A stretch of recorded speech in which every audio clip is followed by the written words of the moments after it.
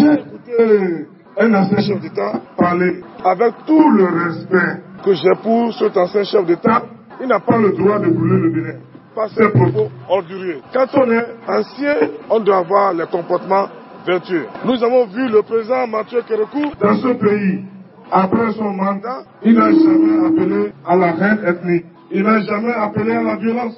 Parce que en Afrique, ce que nous avons comme bibliothèque, c'est les sages. Quand la maison brûle, c'est les sages qu'on appelle pour éteindre le feu. Et j'invite les anciens chefs d'État à œuvrer pour la paix, au lieu de mettre de l'huile dans le feu. Ne soyons pas amnésiques dans ce pays. Nous avons vu les gens marcher sous la cour constitutionnelle de Poyo. Il a oublié ça. Le colonel de Santos, chef d'état-major, a démissionné. Nous savons pourquoi? Non. Ceux qui ont été présidents de la République n'ont pas le droit de désacraliser la fonction présidentielle. Pas des propos endurés, pas des propos peu courtois. Les propos va en guerre, c'est pas normal. Quand on a déjà une soixantaine ou 80, on ne doit plus produire la violence. Parce que la fonction présidentielle, ils ont été occupés par le passé, cette fonction.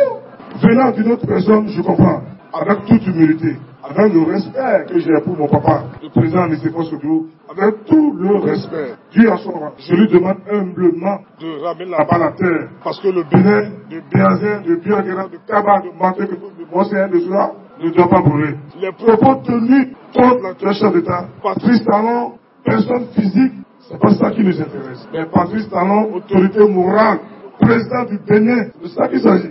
L'institution qui incarne mérite respect. Nous avons les institutions dans notre pays. Nous avons les institutions de contre-pouvoir. Mais si on estime que le président viole la Constitution, il y a les voies de recours. Je demande à chacun de jouer sa partition et de saisir les institutions dignes de ce nom. Parce que ce que j'ai entendu hier, c'est suffisamment grave. Ce n'est pas digne d'un ancien chef d'État.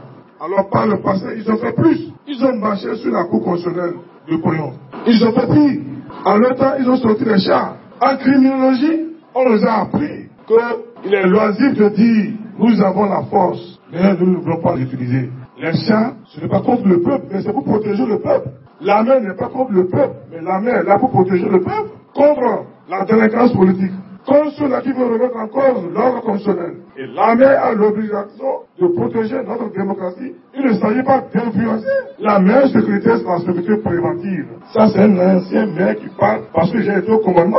Pour un président de la République de ce nom, vous voulez qu'il croise les bras devant des irresponsables politiques qui veulent brûler le pays. En criminologie, on dit, voilà, nous avons la puissance, mais nous ne voulons pas l'utiliser. C'est de ça qu'il s'agit.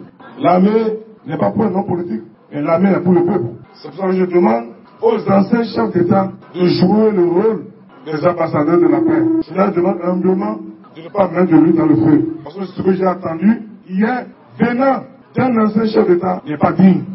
Parce qu'ils sont au soir de leur vie. Et quand on est au soir de sa vie, on a des comportements sages, vertueux. Et je leur demande humblement à mon papa, Niseko, Dieu donné Soglo, de tout faire, de mettre son expertise, son talent au service de la paix. Et non inciter à la haine ethnique, inciter le peuple à la violence contre un système démocratiquement élu. Ça, je demande encore au président Niseko Soglo, toutes mes excuses, de lui faire ses reproches.